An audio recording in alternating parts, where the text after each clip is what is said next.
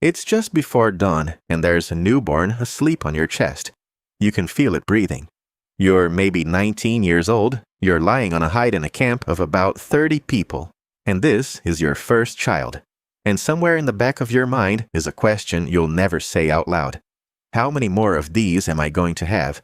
And the darker one, right behind it, how many do I get to keep? For almost the entire span of human existence, that was the math of a life. No pharmacy, no apps, no little wearable that tracks your cycle and syncs to your phone.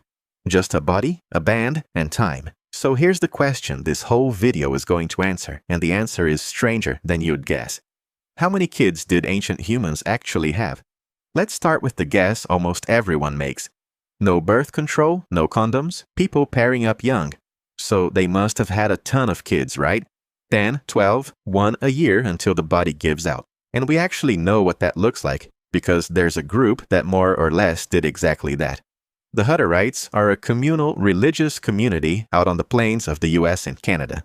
For religious reasons, they used no contraception. They married early, and the whole community fed every child. So having more kids never made your own family poorer. In the early 20th century, the average Hutterite woman who lived through her childbearing years had somewhere around 10 or 11 babies. Demographers were stunned. Between 1880 and 1950, one Hutterite population went from about 400 people to over 8,000. They doubled roughly every 16 years. That is what humans look like with the brakes off. So you'd expect ancient hunter-gatherers, with the same total lack of birth control, to look the same. Double digits? A baby every year or two. They didn't. Not even close. And the reason comes down to a single boring 4-year rule. In the late 1960s, an anthropologist named Richard Lee was living with the Jew/Honsi, the !Kung of the Kalahari, and he noticed something odd about their kids. They came in slow, not every year, roughly 1 every 4 years. Later, researchers put a hard number on it. In the traditional bands, the gap between one birth and the next stretched to around 44 months. Almost 4 years. Line that up across a woman's whole life, and it comes out to somewhere near 5 live births. Other foraging groups sit a bit higher. Call it 4 to 7 kids, depending on the group, averaging around 6, high by our standards, but a long way from the Hutterite 11. So what was slamming on the brakes? The leading answer is breastfeeding. Kung mothers nursed constantly. Not big scheduled feeds, but tiny sips, a few minutes at a time, day and night, for years. And that near-constant nursing quietly suppresses ovulation. As long as the baby was on the breast around the clock, the next baby mostly couldn't get started. There was a brutally practical reason to keep it that way too. In a group that walks for a living, a mother can really only carry 1 small child at a time. 2 babies who both need carrying is a disaster on the move.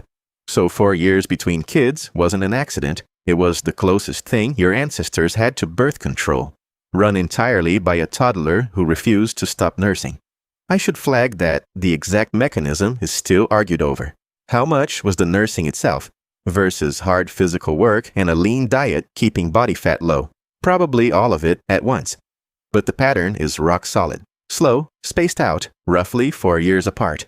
So there's your headline number, around 6 babies in a lifetime, except, and this is where the whole story turns, that's how many they had. It is not how many they kept. And honestly, 6 sounds almost manageable. Exhausting, sure, but manageable. A big family. A loud camp. Here's the part that isn't.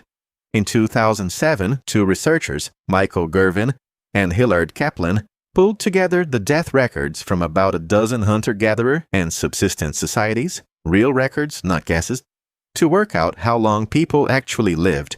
And one number jumps out and doesn't let go. On average, only about 57% of children born made it to age 15. Sit with that. Something like 4 in 10 never reached their teens. Roughly a quarter didn't survive their first year. That first birthday wasn't a milestone. It was a coin flip they'd already half lost. And most of, it wasn't predators or violence or war. It was diarrhea, chest infections, ordinary stomach bugs that a modern parent clears up with a $5 bottle from the pharmacy. So run the real math. A woman has 6 babies. She buries 2 or 3 of them, usually while they're tiny.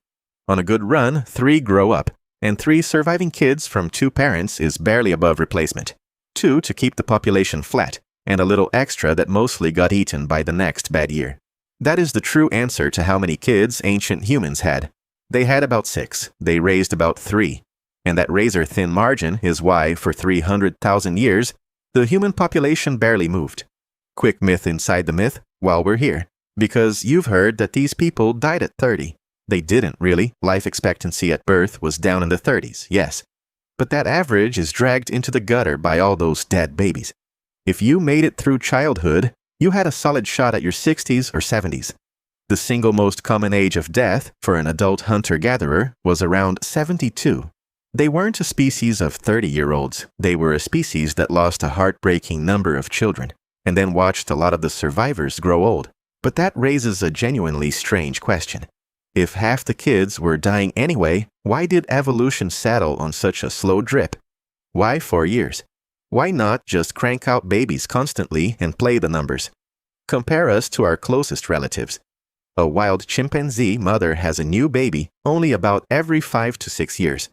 And she raises it completely alone, carries it, feeds it, no help, no grandma, no daycare. Human foraging mothers, with much bigger, much more helpless, much more expensive babies, somehow reproduce faster than that, every 3 to 4 years.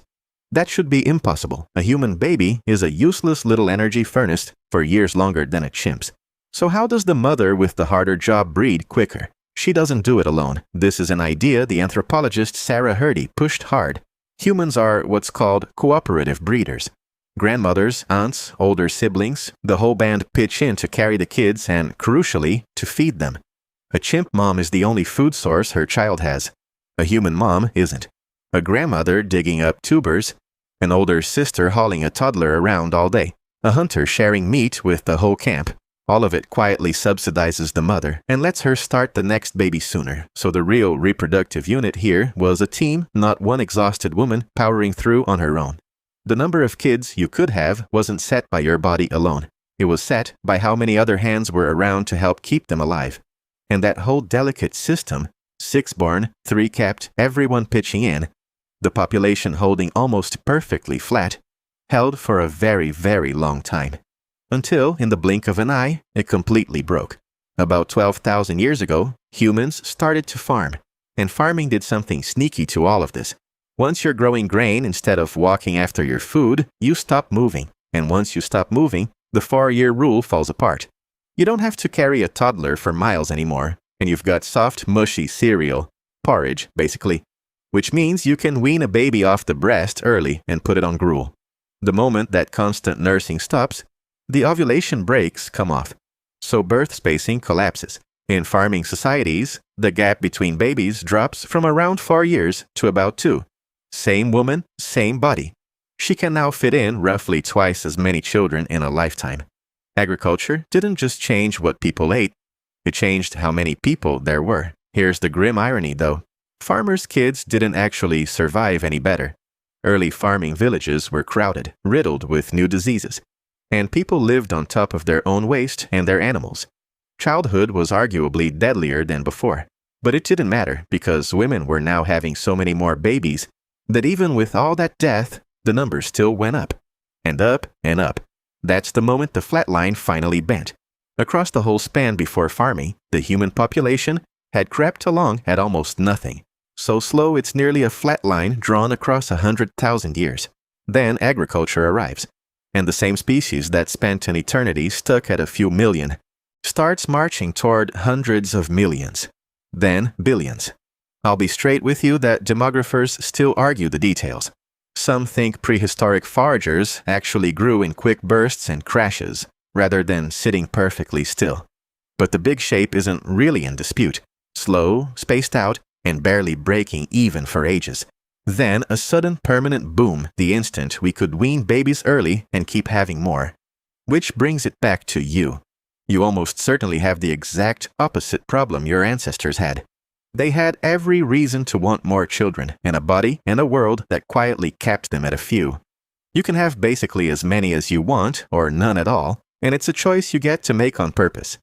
Something no forager, no farmer, no one in that 300,000-year chain ever really got to do. And here's the twist ending nobody saw coming. After all of it, after a species that spent its entire history straining against a ceiling, burying half its babies just to stay even, the average person today is now having fewer than 2. In a lot of the world, the population is starting to shrink. We spent 300,000 years unable to have as many kids as we wanted. We finally can, and it turns out a lot of us would rather not. Your ancestors would find that completely baffling. Then again, they'd also find a $5 bottle of medicine that saves a dying baby completely baffling. Funny thing is, those two miracles showed up together.